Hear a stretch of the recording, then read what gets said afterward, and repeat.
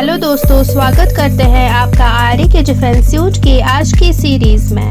तो चलिए बात करते हैं आईएएफ का एयरबस A321 INS उत्कृष्ट पर लैंडिंग हुआ, जिससे रात में सिविलियन ऑपरेशंस पॉसिबल हुए। इंडियन एयरफोर्स आईएएफ की एयरबस A321 ने रात को INS उत्कृष्ट एयरफील्ड पर लैंडिंग की है, जो अंडमान और निकोबार आइलैंड्स में सिविल एविएशन के लिए एक बड़ा अचीवमेंट है।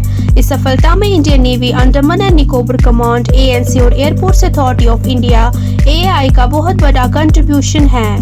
INS उत्कृष्ट पर रात में लैंडिंग करने की कैपेबिलिटी नए दरवाजे खोल देती है एयर ट्रैफिक और आइलैंड चेन की बेहतर कनेक्टिविटी के लिए। अब सिविल एयरलाइन शाम और रात में दोनों समय फ्लाइट्स ऑपरेट कर सकती है, जो यात्रा करने वालों और ट्रेड के लिए बड़ा फ्लेक्सिबल होगा।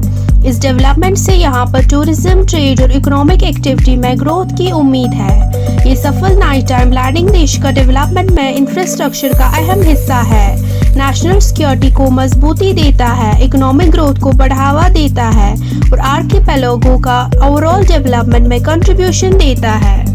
बढ़ते हैं एक और खबर की तरफ। देश में डेवलप किया गया आर्चर UAV अब वेपनाइजेशन की ओर बढ़ रहा है।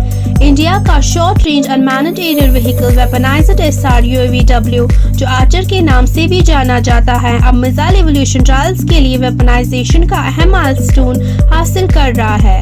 आर्चर ने फ्लाई डेमोन्स्ट्रेशन पूरा कर लिया है, जिससे ट्रायल्स के लिए रास्ता साफ हो गया है, जहां इसकी वेपनाइजेशन कैपेबिलिटीज का इवोल्यूशन किया जाएगा।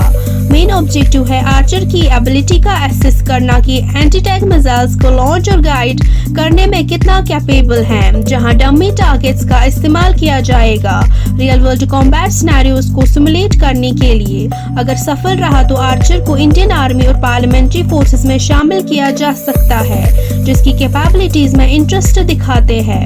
इंडिया की डोमेस्टिक डिफेंस इंडस्ट्री के लिए ये डेवलपमेंट पोटेंशियल शामिल होने का एक जरूरी पॉइंट है, जो देश की इंडिजिनस वेपन सिस्टम डेवलपमेंट में एक बड़ा कदम है।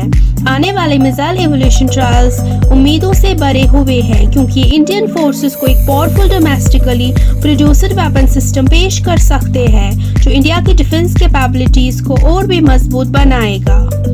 बढ़ते हैं एक और खबर की तरफ। The IAF's medium transport aircraft Embraer C390 अभी प्राइस रेस में आगे है। Reportedly Indian Air Force IAF Embraer C390 millennium को medium transport aircraft MTA market में एक पोटेंशियल कॉम्पिटिटर के रूप में कंसिडर कर रहा है। यह प्रपोजल C390 एयरक्राफ्ट को और एक टेक्नोलॉजी ट्रांसफर पैकेज को इंक्लूड करता है लोकल मैन्युफैक्चरिंग के लिए, जिसका यूनिट कॉस्ट $140 to $160 मिलियन के बीच एस्टिमेट किया गया है।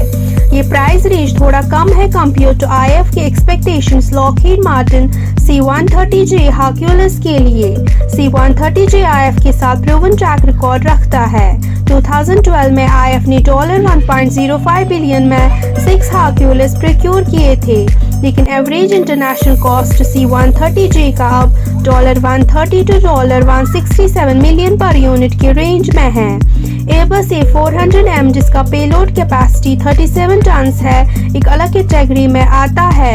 अपने ज्यादा प्राइस टैग के कारण IAF ने अब तक request for proposal RFP release नहीं किया है डिटेल्ड यूनिट कॉस्ट्स के साथ, जो फाइनल प्रोक्योरमेंट नंबर्स पर बेस्ड होंगे। C390 का स्ट्रॉन्ग में स्ट्रक्चर उसे हेवियर कार्गो ट्रांसपोर्ट करने में कैपेबल बनाता है, जो IAF के डिसीजन मेकिंग प्रोसेस को इन्फ्लुएंस कर सकता है। IAF अपना डिसीजन कॉम्प्रहेंसिव इवोल्यूशन के बाद लेंगे, जिसमें यूनिट कॉस्ट, ऑपरेशनल कैपेबिलिटीज और लोकल मैन्युफैक्चरिंग के साथ जुड़ी लॉन्ग टर्म बेनिफिट्स जैसे फैक्टर्स को कंसिडर किया जाएगा। हमारे साथ जुड़े रहने के लिए शुक्रिया। मिलते हैं अगली खबर के साथ अगली वीडियो में।